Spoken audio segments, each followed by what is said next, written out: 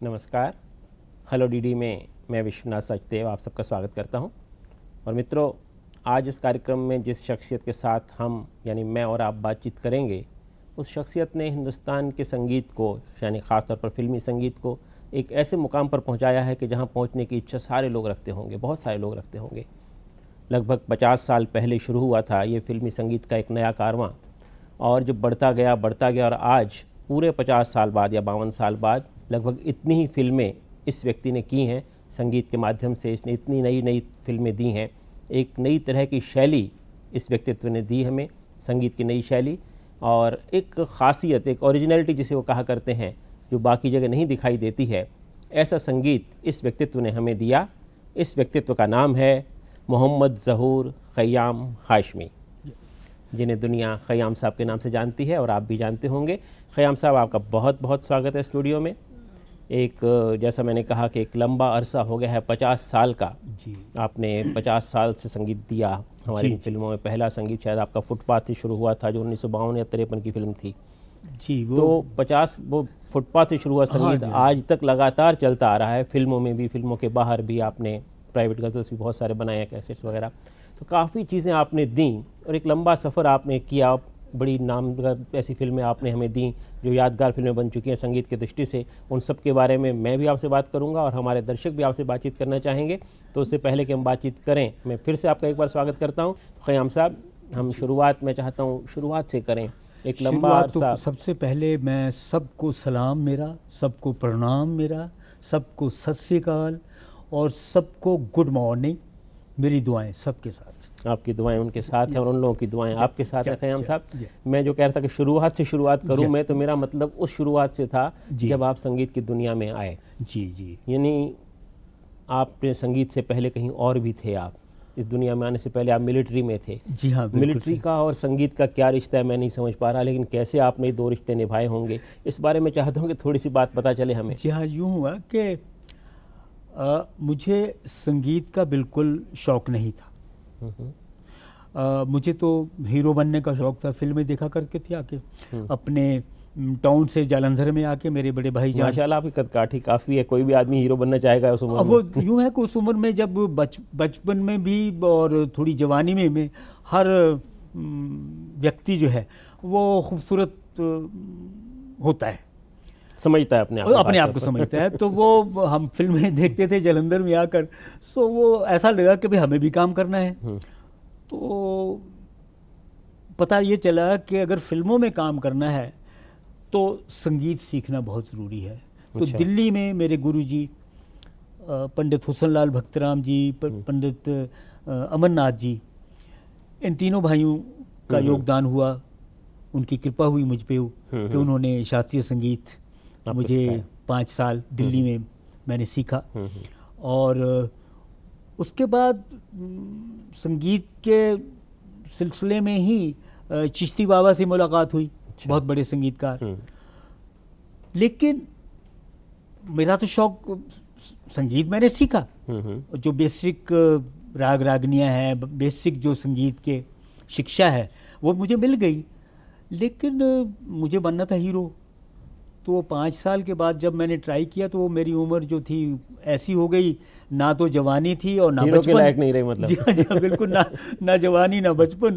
तो वो आड़े आई चीज़, और इसलिए कुछ मायूसी भी हुई। खैर, चिश्ती बाबा से मुलाकात हुई और चिश्ती बाबा ने, जो बड़ी अच्छी अनोखी मुलाकात चिश्ती बाबा से हुई कि उनके म्यूज़िक रूम में हम, मेरे दोस्त थे वो, हम पहुँचे तो एक कॉर्नर में हम बैठ गए क्योंकि काम चल रहा था। कुछ कंपोजिशन चल रही थी। चिश्ती बाबा कुछ कंपोज कर रहे थे, पियानो पे बैठे हुए थे और उनके और साजिंदे बैठे हुए थे सब। तो बड़ा अच्छे अच्छे फ्रेजेस वो जा रहे थे और बहुत उम्दा लग रहा था। तो आधा पौना घंटा गुजर गया तो चिश्ती बाबा ने अपने असिस्टेंट, अपने जो लोग बैठे हुए थे मुझे कहा, भाई वो एक मैं पीस गया था, मतलब म्यूजिकल फ्रेज को पीस कहते हैं। तो वो मैं पीस गया था, वो क्या था? तो बेचारे चुप कर गए, क्योंकि उस वक्त ना तो रिकॉर्डर, टेप रिकॉर्डर था और ना ही कोई किसी को याद भी नहीं रहा, कोई ऐसी कोई चीज़ नहीं थी। तो कि साहब उन्होंने कहा, हुजूर आप इतने गए थे कि हमें अब कौन सा, और हमें सब निकल गया हमारे जहन से। तो मैंने कहा, जनाब मुझे याद है। अच्छा। तो चौंके, कहाँ से आवाज़ आई, कौन ही बैठे, तुम कौन हो?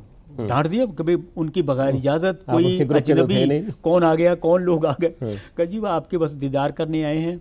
और किस तरह याद है? मैंने कहा जी बहुत अच्छा, मुझे एक पीस लंबा जो था, आप बड़ा अच्छा गए थे, वो मुझे याद है, तो इजाज़त हो मैं सुनाऊँ?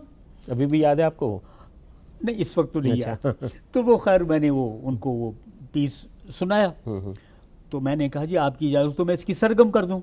तो कहाँ करो? तो मैंने उसकी सरगम कर दी। अच्छा।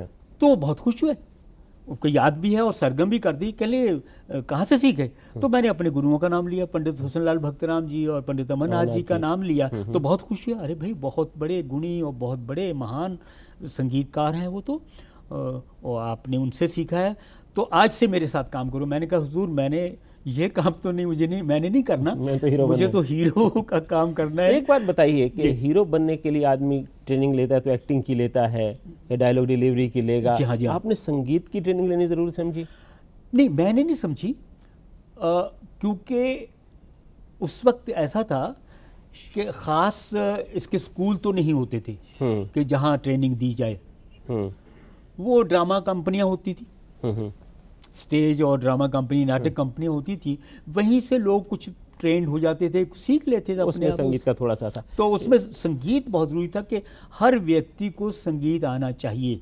ये इसकी बात हम करेंगे, लेकिन इससे पहले श्री रामपुर में शेख रईस साहब कुछ पूछना चाहते हैं आपसे। मैं चाहता हूँ पहले उनसे बात कर लें आप। शेख साहब पूछिए, क्या बात है? हाँ शेख साहब, हाँ बोलिए। हेलो खयाम जी। जी नमस्ते। जी नमस्कार।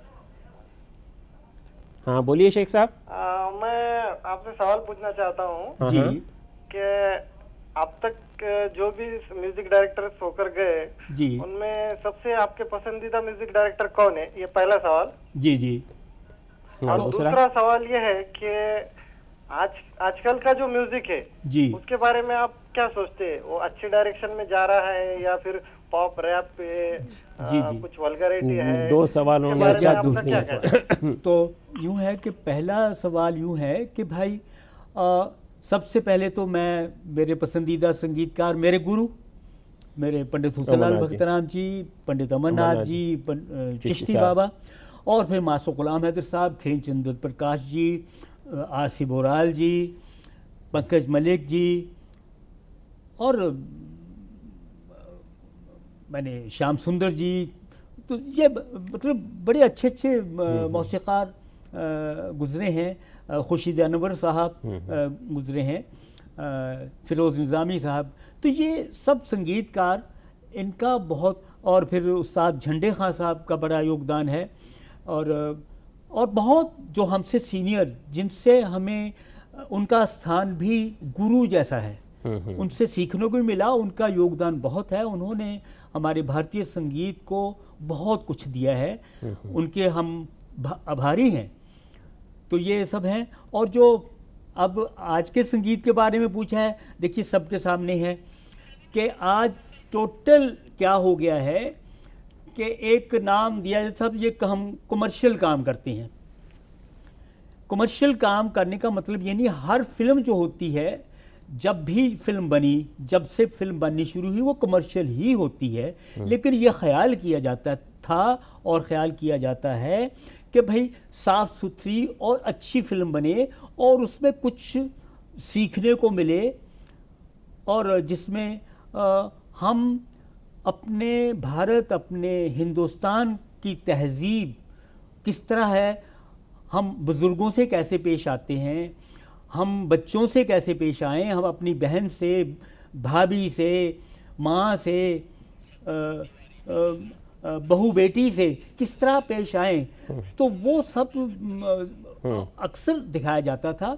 और इंसानी कदरें फिल्मों में होती थी, और उसमें छुरेबाजी कभी कभार आ गई तो आ सारी गई। चीज़ों ने आपको संगीत में, मतलब लोगों की जो आप बता रहे हैं जिस तरह से या, कि या। इतनी सारी चीज़ें फिल्मों में होती थी तो सारी ये उसमें होता आकर्षित था। करती तो थी। आज वो सब कुछ है, आज बस सबसे पहले छुरा है, गन है, और बदतमीजी, तूफान बदतमीजी आ गया है, इसकी और बात कमर्शियल के नाम हम पर। इसकी बात हम करेंगे बाद में, क्योंकि काफ़ी महत्वपूर्ण विषय है, उस पर लंबी चौड़ी बात मैं करना चाहता हूँ। जी हाँ। लेकिन इससे पहले बालाघाट से सत्यनारायण तिवारी आपसे कुछ पूछना चाहते हैं। जी हाँ, जी हाँ, बिल्कुल। सत्यनारायण जी बोलिए, क्या सवाल है आपका? जी सर नमस्कार सर। जी, नमस्कार जी। सर हाँ बोलिए।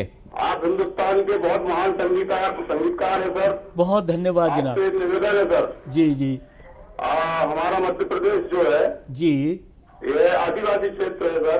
जी हाँ आदिवासी जो धरोहर है यहाँ पे संगीत की, जी मैं चाह रहा हूँ सर कि आप उस संगीत को जी पूरे हिंदुस्तान में जी काफी अच्छे से वो उठवाएं सर, तो काफी देश के लिए एक अच्छी चीज मिलेगी सर। ये बहुत ये अच्छी लोक बात संगीत आपने की बात की है। करना जी हाँ, चाहें, जी जो हाँ, आप पहले भी करते रहे देखिए, हैं। मैं यूं है कि ये एक और बताऊं कि इसकी महानता जो है पूरा विश्व जानता है। अगर नहीं जानता, मैं अर्ज कर देता हूं कि संगीत पहले था ही आदिवासी, क्योंकि आदिवासी सबसे पहले ही थे।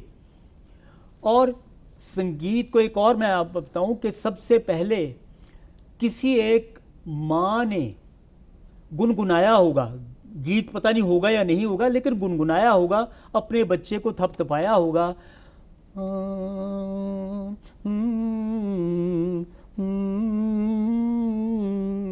ये इस तरह कुछ किया होगा। तो ये पहले किसी मर्द ने या किसी मानव ने, उसने संगीत नहीं गाया हुआ। कोई मानव का जो कर्तव्य होता है उसका, तो जो आदिवासी जो हैं वो ये संगीत किसी प्रोवाइड करते थे, किसी माँ से ही या बिल्कुल। तो ये है कि किसी माँ ने, बहन ने छोटे बच्चे को थपथपाया होगा और गुनगुनाया होगा, उसका कुछ अपने लफ्ज़ों में जो भी जुबान होती होगी उस वक्त, तो उस वक्त वो कुछ बनाया होगा। तो ये क्रेडिट जाता है आदिवासी साहबान, आप साहबान को, वो चाहे मध्य प्रदेश के हों, दुनिया भर के जहाँ भी, क्योंकि दुनिया, जो पूरी दुनिया है वो हमारी दुनिया है, हमारा ही अंश है, वंश है, मैं ये मानता हूँ। तो इसलिए ऑलरेडी है, और अगर मुझे कोई ऐसी ड्यूटी दी गई कहीं और मुझसे कोई खिदमत ली गई, और मैं यकीनन मैं भी करूँगा। लेकिन ऑलरेडी आदिवासी जो अपने अंदाज से जो गाते हैं, बजाते हैं, बेमिसाल है, लाजवाब है। मुझे बहुत पसंद है। वैसे भी खयाम साहब, आप तो लोक संगीत काफ़ी देते रहे, पंजाब का लोक संगीत हाँ, आपने दिया, और वो ये चाहते हैं कि आप मध्य प्रदेश का लोक संगीत भी अपने गीतों में लाएं, तो आपने बता ही दिया कि यदि मौका मिला तो आप ज़रूर करेंगे। एक सवाल रविंद्र घोरपड़े मुंबई से पूछना चाहते हैं। जी हाँ, जी हाँ। रविंद्र, आपका क्या सवाल है? बोलिए। खयाम साहब सलाम जी। जी हाँ जी, नमस्कार जी। हिंदुस्तान में जो भी जितने भी संगीतकार है, जी जी, क्लासिकल म्यूजिक देने वाले, जी फिल्मों जी के बारे में, जी हाँ, जैसे सलील चौधरी, जी, अपने एस.डी. बर्मन थे, जी, मदन मोहन साहब जी थे, हाँ, वैसे आप भी, मुझे एक पसंदीदा मेरे संगीतकार है। जी जी, आप एक पुरानी फिल्म में देखो, आखिरी खत। जी जी, हाँ, तो उन्होंने जो उसमें जो अपने गाने जो दिया थे, एकदम दिल को छू लेते थे। जी जी। और आज के जो फिल्मों में संगीत है, उसमें लोक संगीत का या भारतीय संगीत का तो समावेश होता ही नहीं है। जी जी। तो इसके बारे में आपका क्या ख्याल है? और दूसरे, जैसे अपने रजिया सुल्तान में जो एक गाना दिया था, ए दिले नादान, वो आपके बीवी को भी बहुत पसंद आया था, ऐसा एक मैंने प्रोग्राम में सुना था। एकदम बढ़िया गाना है, क्योंकि आप जैसे कलाकार है, अगर और आगे हमें उम्मीद है, आपसे बहुत उम्मीद है कि ऐसा ही आपका संगीत चलता रहे। धन्यवाद सर। जी जी। यूँ है, एक सवाल का जवाब मैं दूं कि मैं कुछ 10-12 साल से मैं अपनी फिल्म इंडस्ट्री से रूठ गया। वो इस तरह की फिल्में बनने लगी जिसमें यानी जिसे कहते हैं जी भर के गंदगी, गंदापन, नंगापन आने लगा, और वो हमारे भारत की तहजीब नहीं है। तो वो क्यों कर होने लगा, इसलिए मैंने जो भी कोई आया, कभी बहुत मुझे ऑफर्स आती रही, बहुत आता रहा, लेकिन ज़ाहिर है उनकी डिमांड और उनकी फरमाइश यही कि साहब ऐसा है आजकल जी, ऐसा चल रहा है ख़याम साहब, वो पुरानी चीज़ को, शायरी और जो मेलोडी है बस उसको भूल जाइए, बस आजकल के हिसाब से दीजिए, आपका बहुत बड़ा नाम है। मैंने कहा भाई बड़ा नाम है, ईश्वर की कृपा है, लेकिन आप गलत जगह आ गए हैं। आप किसी ऐसी ही जगह जाएं जहां आपको इस तरह का माल मिल सके, आप की डिक्टेशन चल सके। यहाँ तो है, मुझे डेफिनेट कोई सब्जेक्ट चाहिए और जिसमें बिल्कुल नंगापन गंदापन ना हो वो चाहिए। एंड कोई सिचुएशनल गाना पहले आता भी था जिसमें वो कैबरे डांस हो या डांस का गाना हो, उसमें भी ऐसी गंदगी नहीं होती थी, उसमें कोई कला होती थी।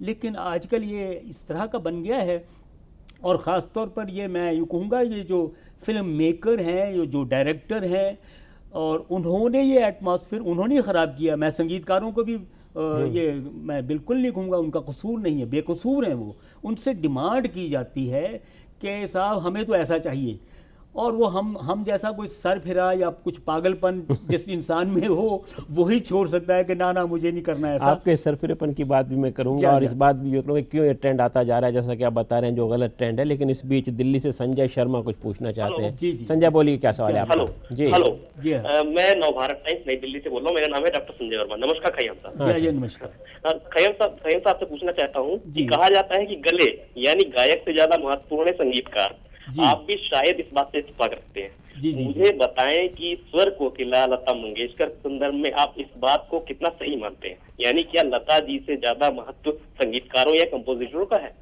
नहीं, ये बड़ी अच्छा आपने सवाल पूछा है। देखिए, ये 3 हिस्से हैं गीत के। एक हिस्सा कवि को जाता है, शायर को जाता है, और फिर संगीत को जाता है, और फिर गायक को जाता है। तो ये मैं ख़ास बताना चाहूँगा क्योंकि संगीतकार जो है इस डिपार्टमेंट का he is a commanding in chief, he is chief. वो संगीतकार, वो कितने भी महान से महान गायिका हो या गायक हो या लिखने वाला हो, क्योंकि उसकी कमांड में है और उसी ने सिखाना है। और ख़ास तौर पर सिखाने वाले का मतलब ये है क्योंकि धुन वो बनाता है और वो सिखाता है। रिहर्सल जिसे कहते हैं वो सिखाया जाता है। इसको हम अगर सही मानों में बताएंगे, बाकायदा वो धुन सिखाई जाती है और कहा जाता है कि इसको किस अंदाज से गाना है।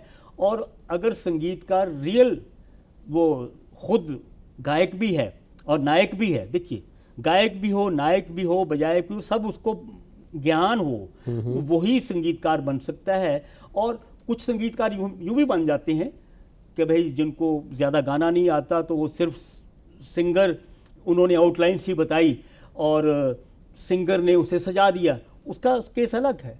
लेकिन अगर जिस संगीतकार ने अपने गुरुओं से सीखा हो और वो बाकायदा बता रहा है कि बस ऐसा ही गाना है, इसी अंदाज में गाना है, अल्फाज को इसी तरह छोड़ना है, इसके स्वर को इसी तरह लगाना है, उसको कहाँ सांस लेना है, कहाँ फेड आउट करना है, कहाँ फेड इन करना है, आप बताइए। तो वो जो है संगीतकार है। तो इसलिए वो कमांडिंग चीफ तो संगीतकार ही है। मतलब आप ये मानते हैं कि गायक, नायक और बजायक जो संगीतकार होगा वही गीतकार जो गाने वाले हैं, चाहे वो लता मंगेशकर हो, चाहे वो कोई मोहम्मद रफ़ी साहब हो, मुकेश भाई हो, किशोर दा हो, मन्ना दा हो, कोई भी हो, कुछ भी हो, सिखाता वही है। और वो जो चाहता है वही वो गाते हैं। अच्छा, इसकी संगीतकार की महानता इसलिए ज़्यादा है क्योंकि कोई भी संगीतकार जो गायक है, जो गाने वाला है, और कोई भी बजाने वाला है, उसका गोल अल्टीमेट ये होता है कि उसे कभी संगीतकार बनना है। संजय, मुझे लगता है आपकी बात का जवाब मिल गया होगा। इस बीच लोकेंद्र सिंह ग्वालियर से कुछ पूछना चाहते हैं। जी जी लोकेंद्र बोलिए। यस, ये खय्याम साहब से मुझे ये पूछना था कि उनके जीवन का कोई अहम दिन जिसे वो कभी भुला ना पाए हो। कोई अहम दिन आपके जीवन का, यादगार दिन? हाँ, वो यादगार दिन तो बहुत अच्छी बात आपने पूछी। जब फिल्म फुटपाथ मुझे मिली। उससे पहले 5-6 पिक्चरें मैंने, आपकी पहली फिल्म थी फुटपाथ जो आपने अकेले की? पूरी जो मैंने अकेले की, बिल्कुल है। ये 1952 और उससे पहले 1947 से मैं काम कर रहा हूँ, लेकिन हमारे साथ शामिल बड़े और भी मौसीकार होते थे। कभी मेरे गाने फिल्म में 4 हैं या 5 हैं, 6 हैं, और दूसरे लेकिन ये आपकी अकेले की फिल्म थी पूरी? आज ये पहले अकेली थी। तो ये जब फिल्म मिली और एक बड़ा ऐसा लगा कि शायद जीवन का जो एक स्वप्न होता है, जो ड्रीम होता है, वो शायद पूरा होने जा रहा है, क्योंकि उसके बहुत बड़े प्रोड्यूसर रंजीत मूवी टून के सरदार चंदूलाल शाह, और डायरेक्टर ज़िया सरहद्दी साहब, और एक्टर दिलीप कुमार साहब, और मीना कुमारी जी थी उसमें। तो ऐसे बड़े बड़े अनवर हुसैन साहब, तो बड़े बड़े आर्टिस्ट जब काम कर रहे हैं, उससे यकीनन, और वो सब्जेक्ट बेस, थोड़ा सा बेस लिया हुआ था क्राइम एंड पनिशमेंट, और दिलीप साहब की पहली एंटी हीरो फिल्म थी। अच्छा। या फुटपाथ। बहरहाल, और वो फिल्म फुटपाथ का गाना याद ही होगा। एक गाना कौन से गाना सुनाना चाहते हैं? शाम गम की कसम गाना, तलत महमूद जरा साहब। आप गुनगुनाइए। शाम गम की कसम आज गम की हैं हम, आबिजा आज मेरे सनम, शाम गम की कसम। राजेंद्र तिवारी हैं अहमदाबाद से, वो आपसे कुछ बात करना चाहते हैं। राजेंद्र बोलिए। हाँ राजेंद्र बोलिए। नमस्कार। जय नमस्कार। नमस्कार। हाँ नमस्कार खेमान साहब। नमस्कार। मैं ये जानना चाहता हूँ जी कि आप अपने किसी शिष्य के बारे में बताइए। अपने शिष्य के बारे में? आपने गुरुओं के बारे में तो बताइए, आपके किसी शिष्य के बारे में याद दिलाता रहे बरसों तक हमें। आपके बाद आपकी परंपरा को कौन आगे ले जा सकता है? धन्यवाद। ये भाई बहुत अच्छी बात पूछी आपने, लेकिन यूं तो कोई नहीं। हाँ, कुछ बड़े बड़े लोगों ने मेरे साथ काम किया। अब उन्होंने क्या पा लिया, जैसे मैंने कहा कि हम अपने सीनियर से, जो हमसे पहले, हमारी पीढ़ी, हमसे पहले वाली पीढ़ी आए, तो उनसे हमने क्या पा लिया, क्या सीख लिया, और उनकी पदवी गुरु की होती है। अब जिन्होंने हमसे कुछ लिया होगा और कुछ हमारे नक्शे कदम पर चले होंगे, वो इस बात को मानते हैं कि नहीं मानते, हमको वो पदवी देते हैं कि नहीं है, this is up to them. लेकिन अगर ऐसे, क्योंकि मैं अब तक ये समझता हूँ, अब तक मैं तो अभी तक मैं सीखता हूँ, अभी भी मुझे अपने गुरुओं की गाइडेंस की ज़रूरत है। ये महान महासागर है संगीत, तो ये कला बहुत बड़ी कला है। तो इसका गुरु मेरा बनना, मैं अपने आप को गुरु कहूँ, ये मेरे लिए बिल्कुल गलत बात है। ये आपकी विनम्रता है खयाम साहब, क्योंकि इस विनम्रता के कारण ही आदमी ऊंचा हो जाता है और बड़ा हो जाता है। बहरहाल भिलाई से आनंद कुछ पूछना चाहते हैं आपसे। आनंद बोलिए, क्या सवाल है आपका? हेलो। हाँ जी। नमस्ते खयाम साहब। जी नमस्कार जी। मैं आपसे एक सवाल पूछना चाहता था जी। कि मैं अभी मैं प्रेजेंट एज हूँ, लेकिन आपका सारा संगीत मुझे बहुत पसंद आता है जी। और मैं आपसे ये पूछना चाहता था कि अभी जो प्रेजेंट में जो संगीतकार हैं, उनमें कौन सबसे ज्यादा ठीक है, मतलब आपके हिसाब से? आनंद, इससे पहले ये बताइए आपकी उम्र कितनी है इस समय? मेरी उम्र अभी 16 है। 16 साल का ये लड़का आपसे पूछ रहा है कि आज के संगीतकारों में कौन अच्छा लग रहा है। भाई यूं है, जो कोई गाना लोकप्रिय हो जाए वो अच्छा ही होगा, एंड जब कोई नौजवान उसको ऐसी कोई फिल्म मिले, ऐसा कोई थीम मिलेगा, और वो अपने उस थीम को अच्छी तरह कर्तव्य को निभाएंगे, देखिए लोकप्रिय हो जाना ठीक है, बड़ी अच्छी बात है। हमारी दुआ है भाई, आप लोग बहुत खुश रहें, ये जो संगीतकार हैं, नए नौजवान हैं, और उनमें टैलेंट है, लेकिन मुझे ऐसा लगता है कि उनको मौका नहीं दिया गया, अच्छे सब्जेक्ट उनको ग्रेट सब्जेक्ट नहीं मिले हैं।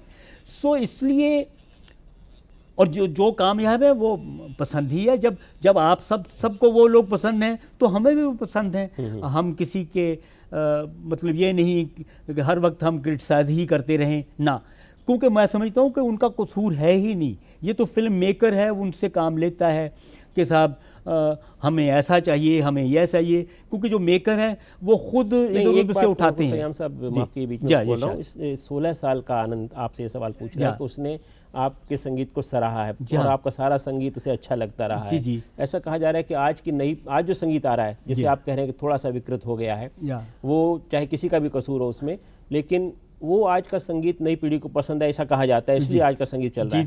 लेकिन ये लड़का, अपवाद इस बात का है, या मतलब जो पुरानी संगीत को पसंद कर रहा है, इसके कुछ कारण तो रहे होंगे। वो जो मेलोडी जो पहले थी वो आज नहीं बहुत अच्छी बात है। उस दृष्टि से अगर देखें तो आज के और पुराने संगीत में क्या अंतर निकालते हैं आप? उसका ये है कि पुराने संगीत में डेफिनेट अच्छी, यानी जो गीत होता था उसमें एक कविता कवियों से लिखवाए गए, और नगमा कोई गीत लिखवाया गया बड़े शायरों से, बड़े कवियों से लिखवाए गए।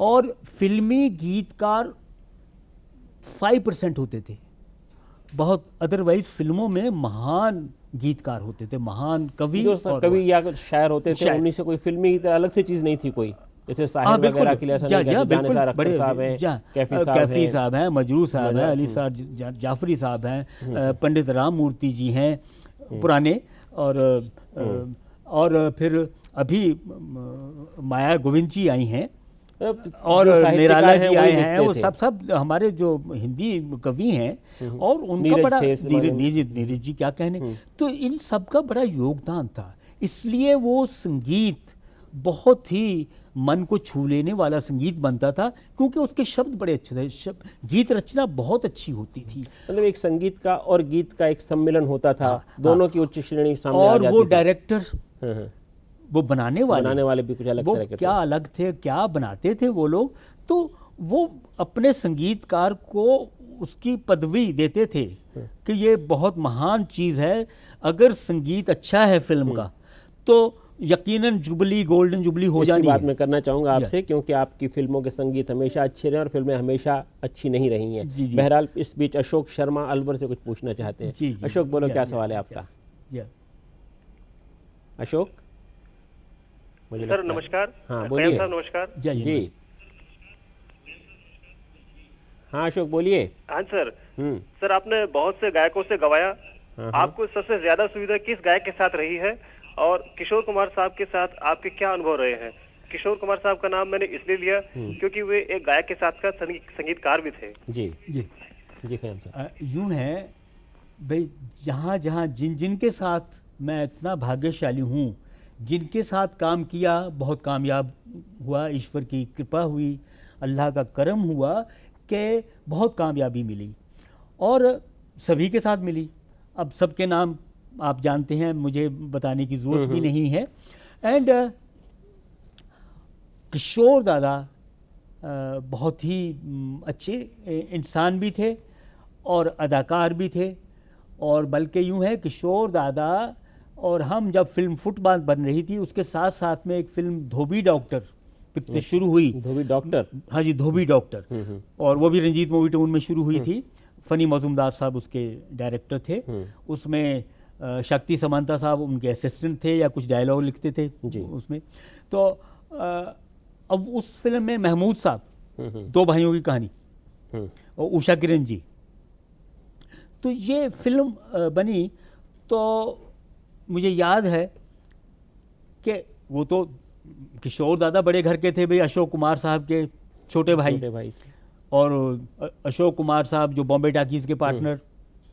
तो वो मगर वो पोजीशन ना रखते हुए वो एक मतलब अपने तौर पर एक स्ट्रगल करते थे एक अदाकार बनने के लिए। वो ये पूछने के गायक के रूप में गायक मैं इसलिए कह रहा हूँ कि पहले तो वो गायक गाना गाते थे, लेकिन अपना स्क्रीन पे गाना नहीं गाते थे। अच्छा।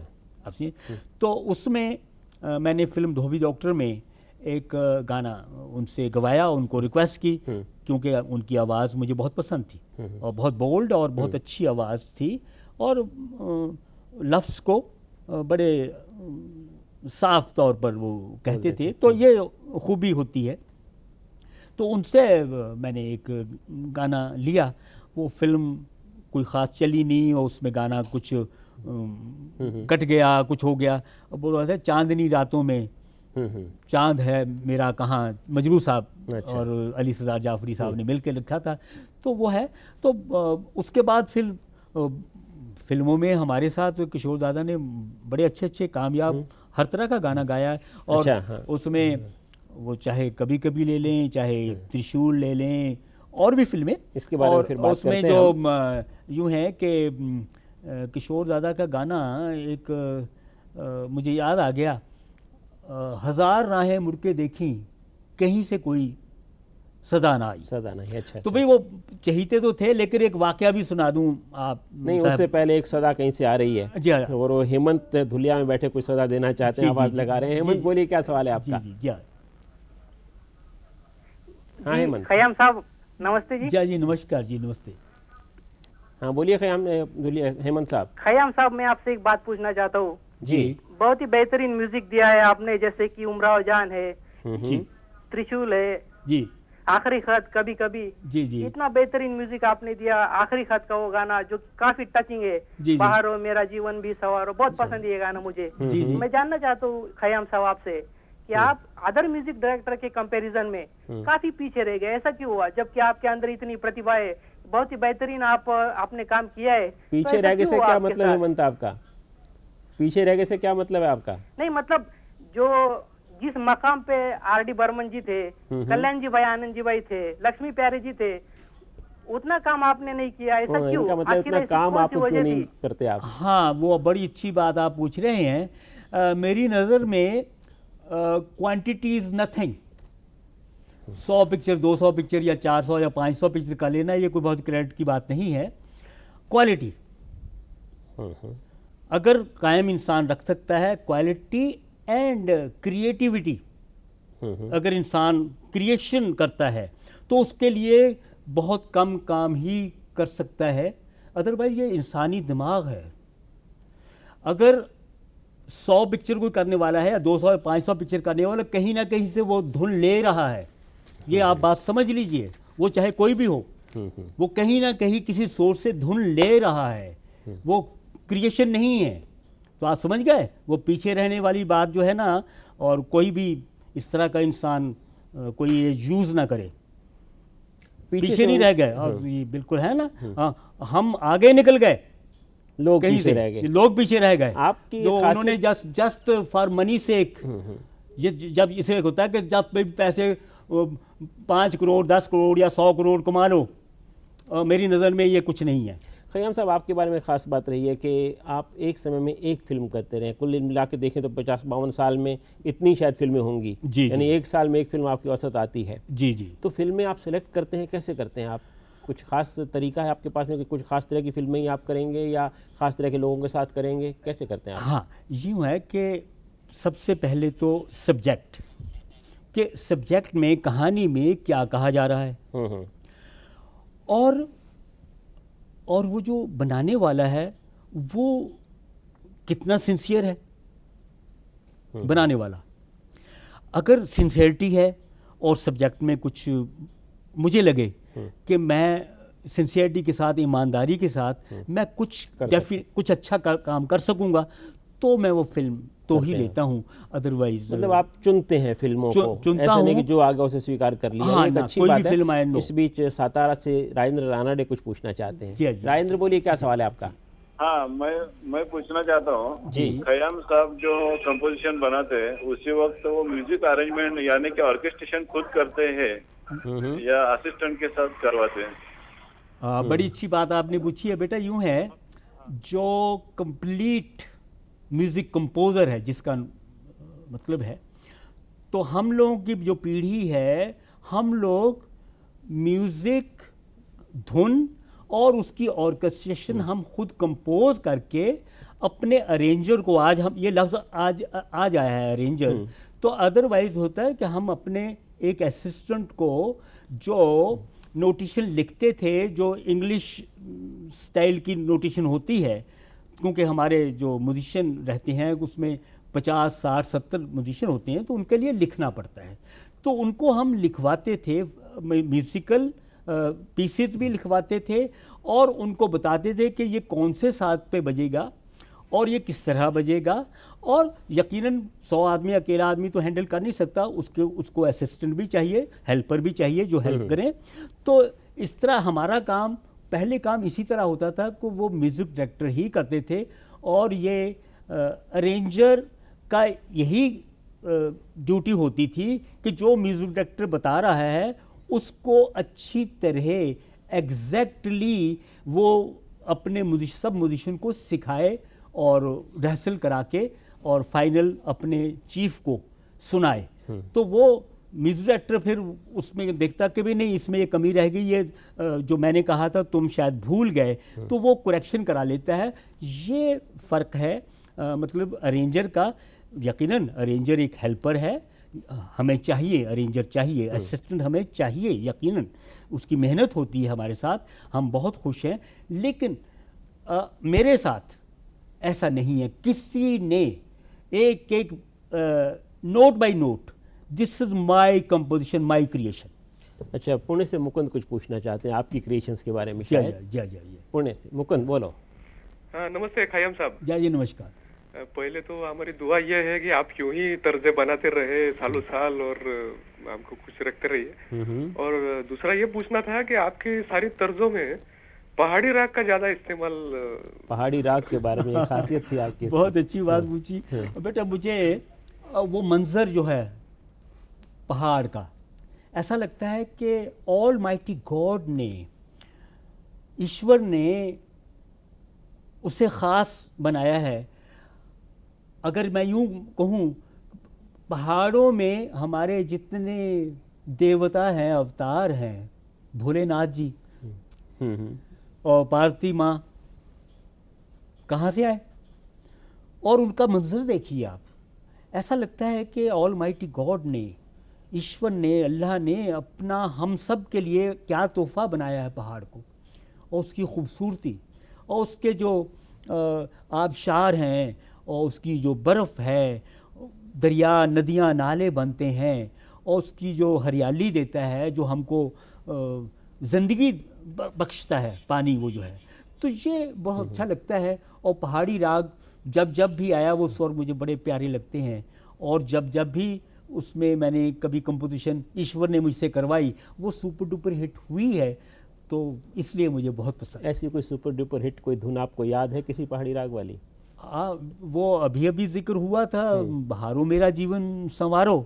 अब देखिए उसमें पहाड़ी रागा और उसकी ऑर्केस्ट्रेशन देखें आप, उसके साज देखें और गायकी, और फिर लता जी की आवाज़ हो, वो जो जादू और जो एक आवाज़ का है, क्या कहने, उन्होंने हक अदा किया। और उसमें इस गाने की एक ख़ास बात बताना चाहूँगा। इसमें मेरे साथ पंडित शिव कुमार शर्मा बजाए हैं और पंडित हरि प्रसाद चौरसिया बजाए हैं, उस्ताद रईस खां बजाए हैं। तो ये 3 बड़े महान फ़ख्र हिंदुस्तान, वो सब ने मेरे साथ बजाए और रहसलें की, जिस तरह मैंने चाहा उन्होंने बजाया। मैं बहुत शुक्रगुजार हूँ उनका कि उन्होंने इसके 4 चांद लगाए। इतने बड़े मैं इस बारे में फिर भी बात करना चाहूँगा कि पहाड़ी राग हो या पंजाब के लोकगीतों आपने, या यूपी के लोकगीतों, उनकी धुन आपने लेनी चाहिए अपने इसमें। लेकिन इस बीच लातूर से जयवंत कुलकर्णी पहले कुछ पूछना चाहते हैं, वो पूछ लें फिर मैं बात करता हूँ। जयवंत बोलो, क्या सवाल है आपका? सर मैं आपसे पूछना चाहता हूँ, आपने अभी तक जो भी फिल्में की है जी जिनमें म्यूजिक दिया है, उसमें से आपकी फेवरेट फिल्म कौन सी है? सब आपकी फेवरेट फिल्म, पहले भी किसी ने ऐसा ही कुछ सवाल पूछा था, लेकिन जानना चाहते हैं लोग।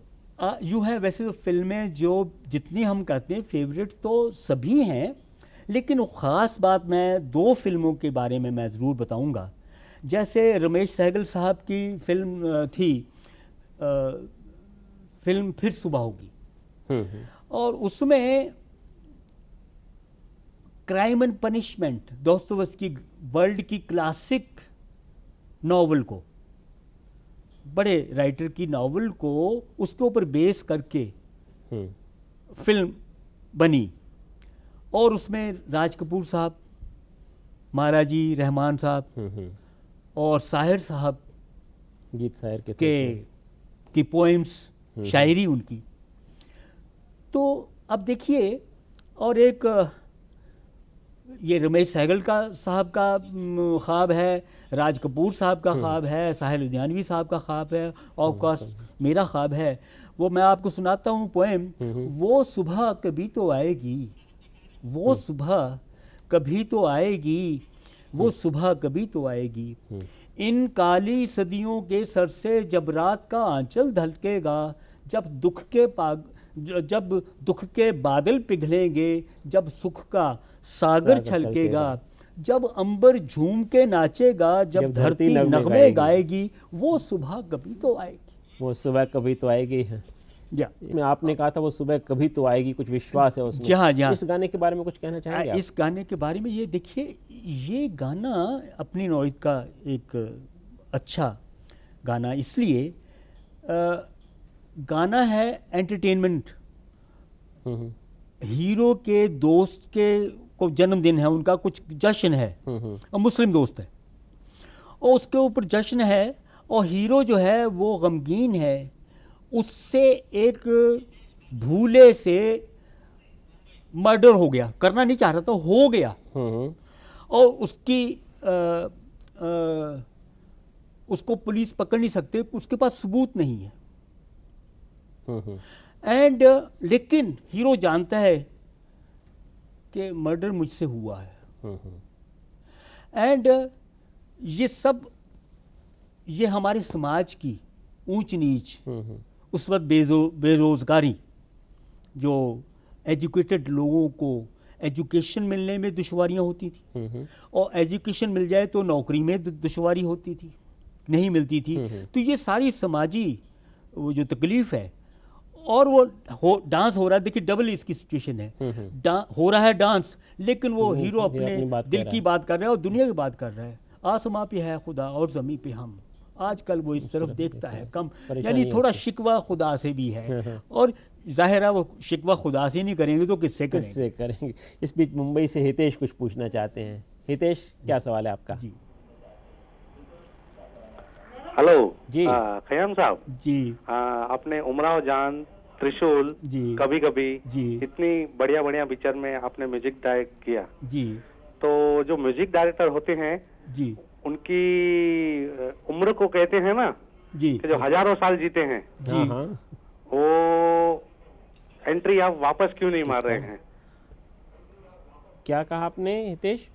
आप म्यूजिक में एंट्री वापस क्यों नहीं मार रहे हैं? एंट्री वापस क्यों नहीं मारे? कहाँ निकले हैं अभी? नहीं, क्या है इसका? बेटे मैं आपकी बात समझ रहा कि स्लो स्पीड की बात है। हाँ, तो यूं है कि एंट्री मारने की बात मैं अभी अभी आपको एक वाकया बता दूं। IMPPA, Indian producer motion picture producer association ने मुझे मान सम्मान दिया। उस वक्त उसकी प्रेसिडेंट हमारे समिता ठाकरे जी बहुत ही वो प्रेसिडेंट थी, तो उन्होंने यही बात कही कि आप खयाम साहब, आपकी हमें ज़रूरत है, आप फिर से म्यूज़िक दीजिए। तो उसका जवाब मैंने दिया कि समिता जी, आपका हुक्म, सर आँखों पे मैं ज़रूर म्यूज़िक दूंगा, लेकिन मैं रिपीट कर रहा हूँ कि मैं तो आपकी फिल्म इंडस्ट्री से रूठ गया था। आपके प्रोड्यूसर 95% क्या पिक्चरें बना रहे थे, उसका म्यूज़िक ख़याम कहाँ देता? ख़याम के पास तो असली हीरे जवाहरात हैं, कोई गौहर शनास भी तो चाहिए, पारखी परख करने वाला।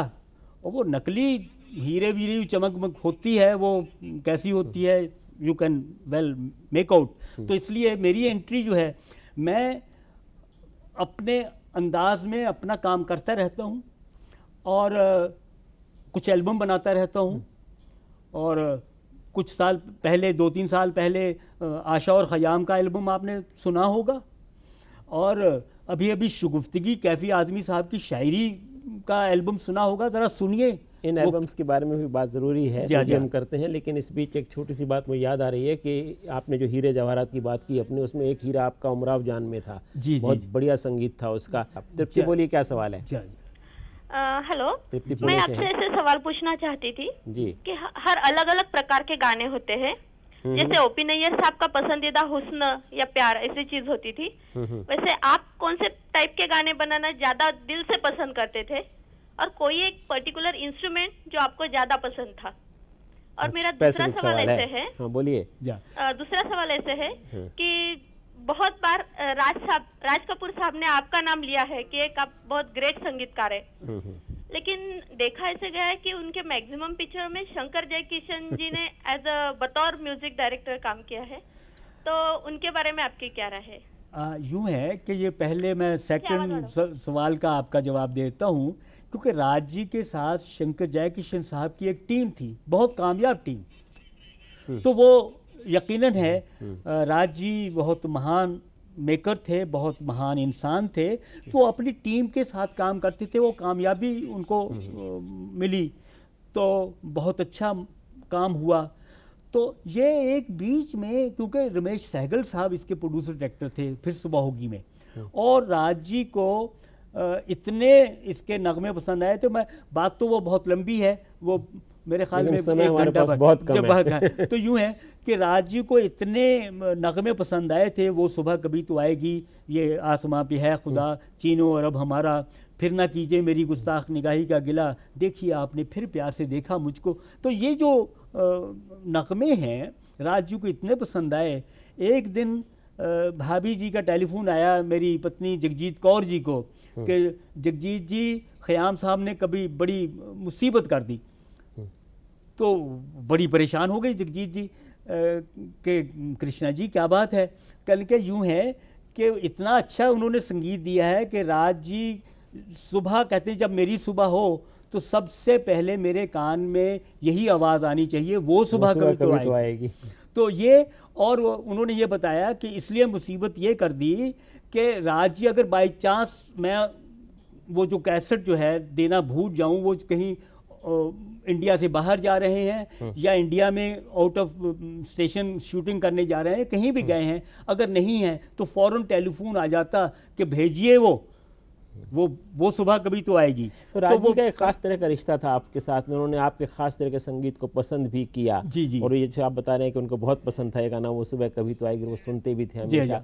अब क्योंकि समय बहुत कम रह गया हमारे पास में, जी जी, मैं 2 बातें बहुत छोटी सी पूछना। तो एक सवाल तृप्ति ने भी पूछा था, अगर आप सिर्फ एक लाइन में जवाब दे सकें कि किस तरह के गीत की संगीत देना आपको बहुत अच्छा लगता है? जिसमें कोई यकीनन कुछ पैगाम हो, वो चाहे मोहब्बत का पैगाम हो या कोई किसी समाजी बुराई को हटाने का पैगाम हो, वो आपको अच्छा, देशभक्ति की बात लगती है। जहाँ वो मुझे अच्छा लगता है। ये सिर्फ नाच गाना, देखिए नाच तो बड़ी अच्छी चीज़ है, वो सिर्फ एंटरटेनमेंट ही करना, और ये टोटल एंटरटेनमेंट का मतलब ये है कि लोगों को रुझान हटा देना अच्छी बातों से। आपने एक बार शायद 62 के आसपास जब हमारी लड़ाई चल रही थी चीन से, उस समय आपने कुछ 2 गीत खास तौर पर बनाए थे जवानों के लिए। जी जी, उसके बारे में बहुत संक्षेप में कुछ जानना चाहता हूँ मैं। यूँ है कि मैं भाग्यशाली हूँ कि जब 1962 वॉर हुई तो उसमें मुझे चुना गया कि मैं ऐसे नगमे बनाऊं, जोशीले नगमे और नेशनल सॉन्ग बनाऊं जिसमें कि हमारे देश की एकता और सब मिलकर, हम एक होकर हमने अपने दुश्मन का मुकाबला करना है मिलकर। और दूसरा नगमा कि हमने हर हालत में जान पर खेल पर ही जान देकर भी हमने मुकाबला करना है। एक पोइम थी साहिर लुधियानवी साहब की, वतन की आबरू ख़तरे में है होशियार हो जाओ। और दूसरी थी आवाज़ वो हम एक हैं। अच्छा, तो और ये जान निसार अख्तर साहब की आवाज़ वो हम एक हैं। तो इसमें यूँ पूरा देश एक होकर, और ये सिनेमा घरों में चले, इसकी महबूब खान साहब ने डायरेक्शन की, उसके हीरो थे जिन्होंने पे ऊपर गाना था दिलीप कुमार साहब, राजकुमार साहब, राजेंद्र कुमार साहब, सुनील दत्त जी। मतलब आप अपने इन गीतों के माध्यम से, संगीत के माध्यम से एक संदेश दे सके देश को, जो जी हाँ, जरूरी बिल्कुल। था। उस समय खयाम साहब बहुत सारी सब बातें और पूछने की थी, लेकिन ये जो घड़ी जो है ना, ये हमें बहुत परेशान करती है और बहुत आगे बढ़ जा रही है। मैं समझता हूँ आपको धन्यवाद दूं, और फिर कभी मौका मिलेगा तो आपसे बहुत सारे सवाल हम पूछेंगे कि आप इतने घमंडी क्यों हैं, आप इतने अलग से क्यों लगते हैं। बहरहाल बहुत बहुत धन्यवाद आपको और शुक्रिया मित्रों।